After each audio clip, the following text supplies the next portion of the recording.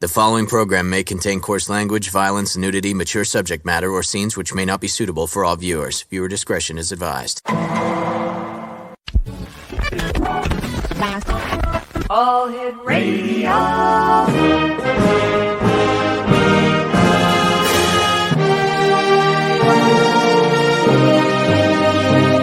Welcome to the X Zone, a place where fact is fiction and fiction is reality. Now, here's your host, Rob McConnell. And welcome back, everyone. This is the X Zone. I am Rob McConnell, coming to you from our broadcast center and studios in St. Catharines, Ontario, Canada. If you'd like to send me an email, xzone@xzoneradiotv.com, on all social media sites, Xzone Radio TV. And we're coming to you tonight around the world on the Talkstar Radio Network, Mutual Broadcast Network, X Zone Broadcast Network, and on the X Zone TV channel, that is channel 54 on Simul TV. And to subscribe to Simul TV and the great channels that they have for you, visit www.simultv.com.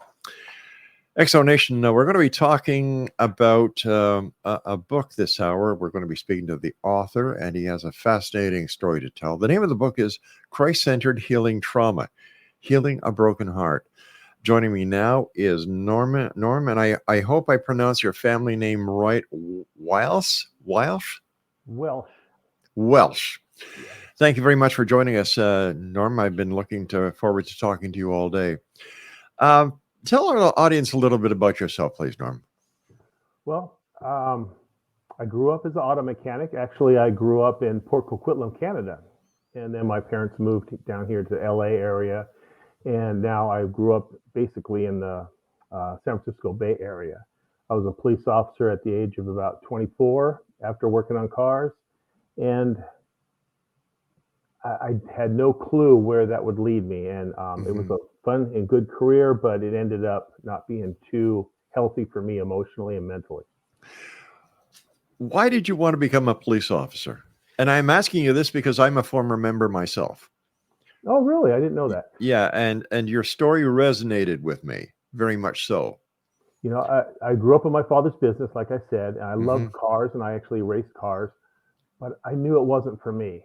So at an early age, I went ahead and took a ride along with the local police department, and I loved it. I felt that it was my calling. Yeah. So that's why I ended up selling the business and going into police work. Were you a Christian before you entered the force? No, I never believed in God, mostly because the things that I've seen, I couldn't justify believing in God when there's so many bad things were happening. You know, that's something people don't see is the other side of the badge. And many police officers that I know, because of the types of trauma that they get to see, as well as other first responders, doctors, medics, EMT, firefighters, as much as Hollywood and TV shows like to build it up to be this glorified job, which it is, but what these people like yourself, myself, and other members who are first responders have to put up with on a daily basis, I don't think there's one TV show or one movie that has ever portrayed it to the fullest extent. Let's just take a look at 9/11. Everybody's running out. Police officers, paramedics, firefighters are running towards the danger. And now I understand you were diagnosed with PTSD. Yes, about 12 years in. My dad was a military man, so I was taught at a very early age just to push down your emotions. You know, don't cry, don't exhibit any emotions at all. And I was real good at it. You know, one of my very first calls was an airplane crash into a shopping mall on 23rd of December, so just a couple days before Christmas, where the plane literally went through the ceiling and 50 yards away from where Santa was. And it was a horrific scene, and that was my entry into police work. But I was good at shoving it down. You know, I had a lot of calls of toddler deaths, drownings and vehicle accidents, horrific suicides. Yeah. But I was always able to push it down. I think that's a sign of a good officer, but of a bad human being, right? Not a bad human being, but it's not good for us to push these down. And pretty soon, after about 12 years, I was experiencing a lot of anxiety attacks, panic attacks, and started having nightmares. And yes, I was diagnosed at that time with PTSD. Yeah. It's a totally different world out there from the front seat of a cruiser, as well as the first responding that you do. I don't think any member of the force or any emergency responder ever forgets that first case that they attend. So once you were diagnosed with PTSD, what happened? Because I don't know about you, but when I was in the force, there was no counseling. There was nothing. I remember one of the worst times in my career was I was doing radar in front of a school zone. And I don't know about your department, but our department had squealers. That's a tape that comes out, and you go back to the station, and the OIC would check the number of infractions compared to your tickets. No, I've never heard of that. Oh yeah. So I had to be in front of the school zone. I believe it was from 3 o'clock to 4 o'clock. The tolerance was less than 5 miles an hour. Oh wow. So this I'm just getting ready to turn everything off and get on with my patrol, and the alarm goes off on the radar. Okay. Pull the guy over, get out of the car, pull him over. And he says, "Did I do something wrong, officer?" I said, "Yes, you were doing 34 in a 30-mile-an-hour zone in a school zone." He says, "You know what, officer? I'm sorry. I'm really sorry. My wife and I are new to this neighborhood, and it makes me feel good knowing that you people are out there doing your job." So, you go back to the cruiser, you run them through, through the system. Guy's cleaner than a whistle. Got to give him a ticket. Get out of the car, give him the ticket. He says, "Thank you very much, officer." He shakes my hand. And he leaves. He's with his wife. Newlyweds, new to the neighborhood. I'm in the back. I go back to my car and I'm saying, "Oh, geez." So you write the information on the back of the ticket, just in case it goes to court. A few minutes later, this car comes tear-assing towards me. And she says, "Officer, you better get to that corner. Bad accident. I'm sure somebody's dead." And I'm saying, "Well, wait a minute. The only car that went that way was the car I stopped." I get to the corner. One hell of an accident. He was killed at the scene. His wife is quadriplegic. And the lady who hit him was drunk, a member of the special part of society. She got off scot-free. I had to go back to the station, and I'm saying, "Oh, this is nuts." And the chief comes in. He says, "What are you doing here?" I told him. He says, "Listen, if you can't take it, put your badge and your gun on the counter and go home and don't come back. If you want to stay, go out and give more tickets." And that was the old way of thinking. Well, that's the way I grew up, definitely. Yeah. My very first fight was actually in a police academy. They teach only use as much force as necessary. So I'm chasing down this parolee at large in the middle of the night. I catch him. We wrestle, and I ended up getting a hold of him and arresting him. And I bring him back to the jail. I put him in the cell. And what happened was I had my knees were tore out of my pants. And my shirt was all dirty. And this old wily sergeant comes up, and he's looking at me up and down, shaking his head. He goes back into the cell, looks in the cell. Then he comes back out and he says, "I'm really disappointed in you. You look like this, and the guy in there has no broken bones whatsoever. If you ever do this again, you'll be walking a beat down the waterfront." In other words, beat the guy up, right? Yeah. And that's the old school way to do it. In the police academy, they had 3-hour block on PTSD. It wasn't really on PTSD. It was just job stress. Eat right, work out, and get your sleep. That was we didn't even have that. We didn't even have that. And I don't know about you when you were in the force, but all we wore was our uniform shirt. We didn't wear bulletproof vests. We didn't wear flak jackets. I think, what do we have? 38s back then before we got Glocks. Yeah. The bullets used to bounce off the bad guys' windows. Yeah, that was an option with us too. The first couple of years was no bad. Yeah.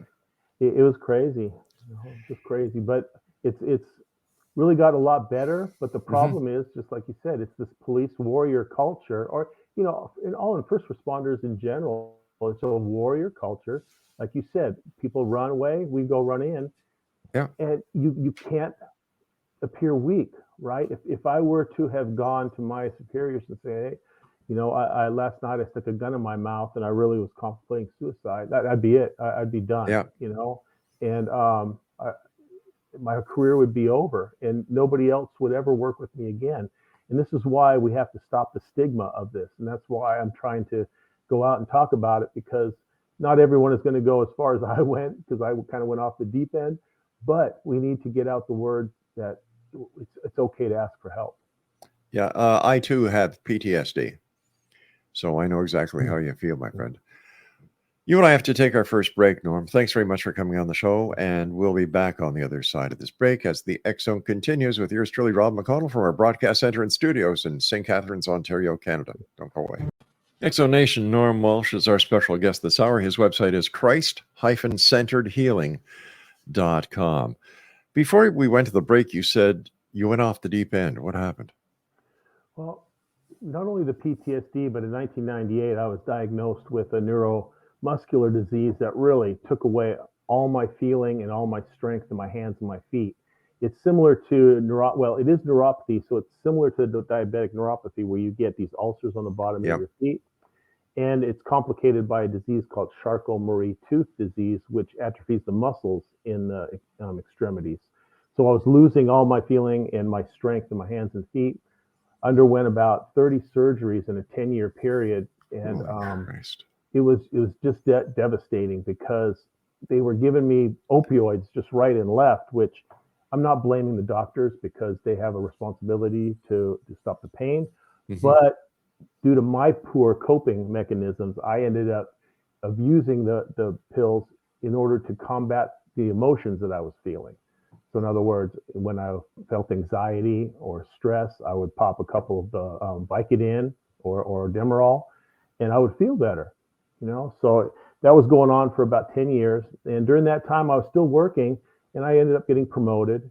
But now I didn't admit it at the time, but now looking back, I was basically a pill addict, a working pill addict. And I got promoted to commander, and I was in charge of a narcotic task force at that time. Well, wait a sec, hold on. You were in charge of the narcotics, and you were, okay. Yeah. It's hypocritical, right? Well, but I never drank alcohol. All my friends were drinking, and most of the guys I knew, they were drinking. So in my mind, it was like, well, wait a minute, these are prescription meds. It's nothing big. It's making me get through the day. We all, when we're addicted, we all make excuses and we all justify our actions. Yeah, many nights were spent at the local pub after shift. So I understand. I understand, but it must have put you in a very compromising situation. Well, nobody knew about it until a little bit later. And then, so I was dealing with both those things. And then finally, the last straw was I had a daughter that was about 24 at the time, and she ended up getting liver tumors. Oh, my God. It was a really poor diagnosis, and only UCLA Medical Center down in LA could do the surgery, and they gave her a 50% survival of the surgery chances. And then I just went off the deep end. I didn't care anymore. I didn't know it at the time, but now looking back, I basically was in a self-destructive mode. I was doing whatever I could. I was doing very, very, very dangerous things in work. I was putting myself in dangerous situations where I was almost hoping that maybe I would get shot and killed so I could go out the easy way, right? And then die a hero instead of dying from this disease or just dying from a bullet to my head for myself. And I ended up listening to a guy who I thought was a friend who wasn't. Again, this isn't his fault. I made these decisions, so I'm not blaming him, but I'm just telling you what happened. And he needed some money, and he ended up needing some drugs to sell to get this money. And I ended up stealing some drugs out of the evidence room to give to him. And to show you how bad of a drug dealer I was, the first drug deal, I was caught. So after 16 years of being a narcotics agent, my first drug deal, I was caught. But good thing. I mean, that was God working in my life, I believe. What kind of a sentence did you get? 14 years. My Lord. You know, here in the States, we have a 10-year mandatory minimum for 28 grams of methamphetamine. So it ended up being a 14-year sentence. She gave me an extra 4 years just for my job, which I get and I understand. And it was worth it. If God came down right now and said that, hey, let's do a do-over and I'll make it so you don't have to go to prison, I wouldn't change a thing, because I learned so many things in prison about why people do the things they do, the difference between us and them, you know, because that's the police mentality is cops versus everybody else, you know. Good guys versus bad guys. Yeah, or not even bad guys. Everybody, even if you're a victim. I mean, I gave up friends because they had a DUI, you know, and I gave up friends because they smoked marijuana, and it's crazy. It was just dumb. Hey, I can't associate with this guy no more. And so I learned so many things, and I became a much better person, you know. And even though I love police work, I'm a better person now, and I enjoy myself. You know, I enjoy being who I am, and I'm comfortable with who I am, and I like my life, which I never did before. How's your daughter? Actually, God healed her. It's just amazing. It's oh, that's fantastic. I know we don't have the time, but we went through. We prayed for her, and the doctors said it was miraculous. They don't know how it happened, but the liver has clean tissue now, and she's 32 or 33 now, and no problems. So, you know, that's one of the reasons why I truly believe in God now, is He really moved in my life. Let me ask you this before we talk some more about your book. What was it like for you as a former cop being in prison? Did these prisoners know who you were and what you did? Well, at first, the first year, I was in a suicide cell all by myself, being in solitary confinement for 3 days. Every 3 days, they would let me out for 1 hour, and then that was it. So the first year was very, very difficult, but it gave me an opportunity to reflect, to read the Bible, study. So it wasn't all that bad, but it was rough. I wouldn't wish solitary confinement on my worst enemy. So then when they sent me to the federal prison in Fort Worth, Texas, there was a lot of cops there, but I lied. I said that I was a fireman, because everybody loves firemen. You know, they hate cops that love firemen. So the first year I lied, and then God put it on my heart and said, hey, you know, if you really want to make a difference, you know, you're going to have to tell the truth. So the people that I knew, I told, and of course, word got around. There was a couple confrontations, but never anything violent, but it had the potential to be. But I had learned by that point humility, and just to humble myself, and just to, because back in the old days, I would have fought, right? I would have stood up for myself and fought, but it's not worth it there. And so it was rough, but it was bearable. When did you let God into your life? Well, it was while I was out on bail. You know, I bailed out. I was stressed out to the max, as you can imagine. And my wife and I were just sitting there one night, and the phone rang, and it was a pastor from a church, and he was a friend of my dad's. He tried to talk me into coming to church, and I was kind of just blowing him off. You know, I didn't want to go to church.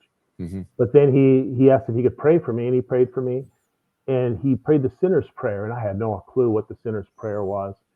And he said, do you accept Jesus as your Lord and Savior? And I said, yeah. You know, I didn't really know what I was saying. I just was kind of trying to get rid of him.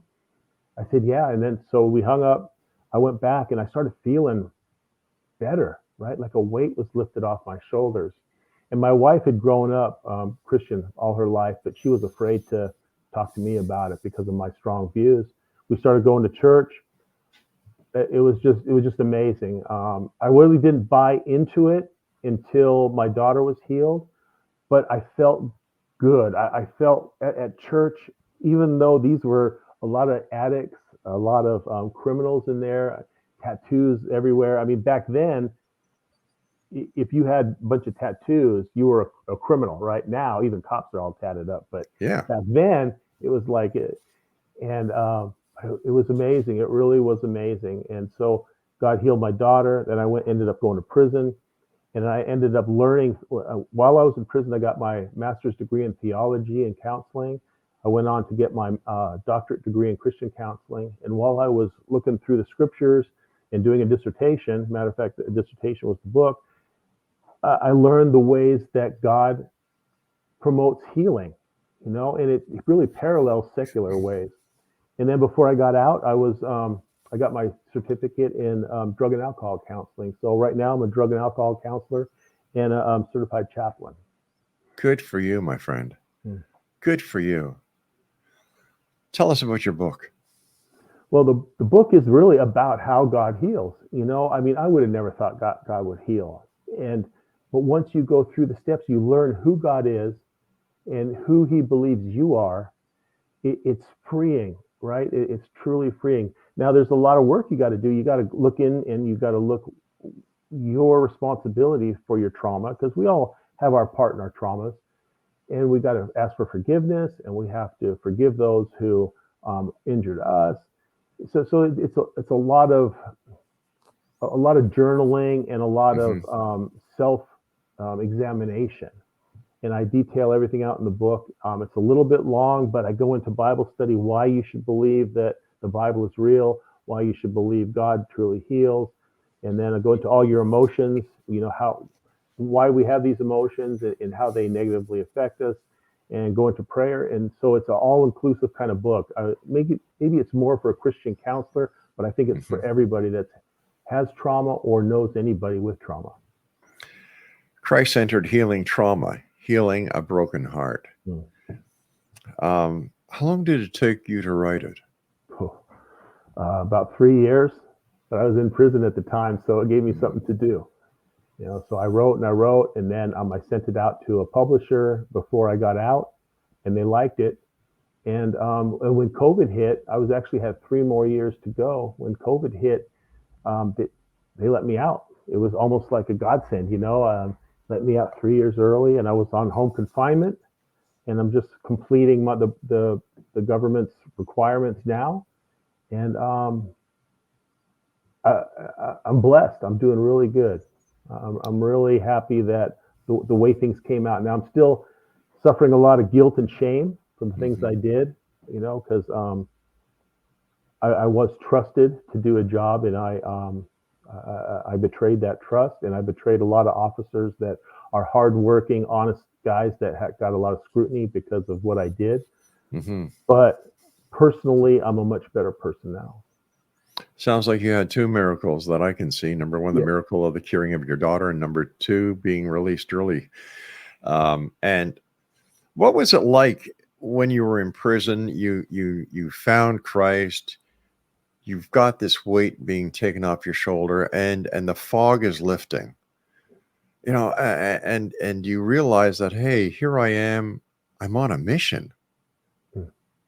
How did that make you feel? Looking back, I just can't believe some of the things, the situations that I was put in. I mean, when I went to a minimum security prison, the chaplain there just basically gave me the keys to the chapel and said, hey, I just don't have time to come to minimum security. I'm in maximum security. Just run the church.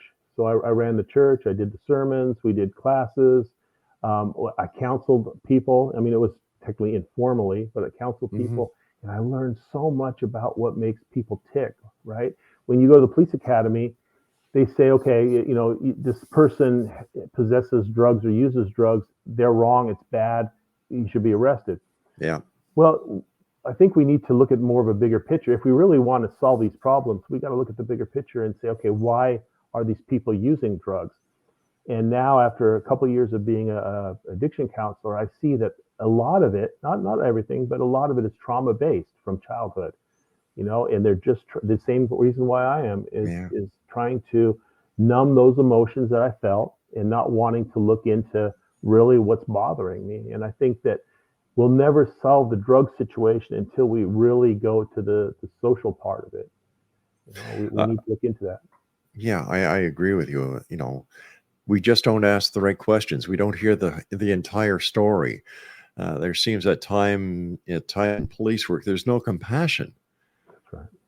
And it's a whole new different world out there once you're carrying that badge. My uncle was a sergeant, and when first time I put my badge on, he said, "No, don't forget, always treat the person on the other side of the badge as you would want to be treated." Yeah. And that was like, whoa, okay. You and I have to take a break, my friend. Please stand by. And Exo Nation, the name of the book is Christ-Centered Healing Trauma, Healing a Broken Heart. And Norm's website is Christ-Centeredhealing.com. More of this fascinating story when we return. Don't go away. Exo Nation, we're talking to Norm Welsh. He is the author of Christ-Centered Healing of Trauma, Healing a Broken Heart. His website is Christ-Centeredhealing.com. What kind of feedback are you getting now from those who know you and those who know what happened, with the arrest, the addiction, and the prison time? Well, guys I worked with, they won't have anything to do with me. They just stay far away from me. I don't know if they're afraid that they will be thought of as a co-conspirator or what. I probably would have done the same thing back then and not having the epiphany I had, because like we said earlier, it's us against them. And now that I'm labeled a criminal, that there's no love. Now there are guys that have been through some stuff that have reached out to me and we talk and they said, yeah, I understand, thank God that when I was drinking, I never got a DUI crash and killed somebody, which could have easily been, so a lot of these guys that are shunning me are basically hypocrites because they're doing dangerous stuff too. And it's just, we're all on that fence, right? We just got to tip one way or the other, but there are a lot of good guys that are working out there. They're trying their best. It's just that this culture does not allow us to seek out help. And I think that needs to change. I heard it's slowly changing, but the guys that I have talked to that are still working, said it's still not. If you show any sign of weakness, they try to get rid of you. But you're paying your debt to society. You're helping society in a manner that law enforcement can't. Yeah. As I see it, you're still serving and protecting. I try to do that. Yeah. My whole goal is to be a first responder chaplain. Yeah. I believe that it's going to take a few more years for them to really trust me, because a lot of them will think it's a jailhouse, conversion, and I'm only doing this because, to get out early or to make myself look less. And that's not true, because I did confess up to everything that I did. Right. And I don't blame anybody but myself. But I understand the culture, and if it takes a little while, that's okay. But those that are non-first responders, like people in the church, people that have suffered other types of trauma that's outside of the first responder community, are being received real well, a lot better than I ever thought I would, because that guilt and shame is still there. I mean, when I go into a crowded place, I kind of put my head down and I kind of try to be inconspicuous because I'm afraid to be recognized. But I mean, that's 12 years ago and nobody should ever recognize you, but it still plays on your psyche, right? That Sure. guilt, shame. But I do get a lot of good response from people that are not in law enforcement. If you don't mind, can we just talk about your daughter's healing? Sure. Yeah. So tell me the story. Your daughter was diagnosed with So just before my arrest, right. she was diagnosed with these tumors on her liver. Right. And there was one tumor that was wrapped around an artery, and that was the one that was really dangerous. And when they told us that we had to send her down to UCLA and she might not survive the surgery, I just freaked out. And that's when I went that spiral, because so many things were hitting me at all times. It was my personal health, because then I was thinking that her issues were related to me because my DNA was flawed. You know, I was going through some serious illnesses and mental illness that I knew, but I didn't accept. So I blamed her illness on me, right? So I put all that weight on me. Then it was the pills, and it was the PTSD. So all this stuff was going on, and I just imploded. But what happened was that after we started going to church, all my kids were saved, and that was another huge blessing that happened from this all. You know, I have the guarantee that they're all going to heaven. So what happened was, it's really interesting. She was supposed to do a biopsy, and the Sunday before the biopsy, our pastor in mid sermon, I mean, just he stopped in the middle of the sermon and said, "I want to pray for Norm's daughter Jennifer," because by this time they knew who I was. I was going there long enough. He prayed for her with the whole congregation, and it was really moving. I mean, it was really moving. So we go to the biopsy. Biopsy is good. We go to the doctor's appointment a few weeks later, and the doctor says, "Hey, I need another scan." And so we did another, I think it was a CT scan. And when we came back there, he put both scans up, and one was clean, and the other one, the tumors are a light area on the liver comes out dark, and the light areas are the tumors, and one had no light areas. And he looked at me and he goes, I don't know what to say. I've never seen this before. The liver tissue is normal, and there's no more tumors. And then I got mad. I mean, I really freaked out because I thought it was an improper diagnosis, you know. And I started yelling at him. And he said, no, I have secondary opinions here from UCLA. And I looked through it.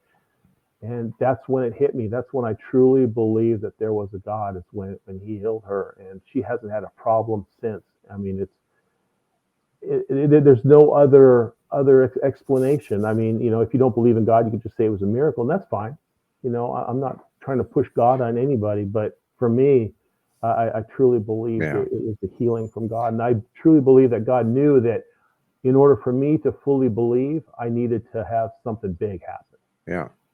Well, how can anybody say they believe in miracles if they don't believe in God? I mean, like AA says, higher power, you know, and that's the hard part for me when I go into the addiction place is we have to say higher power. You know, our county won't allow us to talk about God. Why not? Because it's not a Christian place, and the county is paying for it. Oh, brother. So if the county pays for it, we got to keep God out of it, which I get, I understand. But I truly believe without some type of higher power, without some type of spirituality, that there is no healing, right? Because when we believe in a spiritual entity, and I'm going to call him the Christian God. Anybody can call him whatever they want. On my show, my friend, you call him God.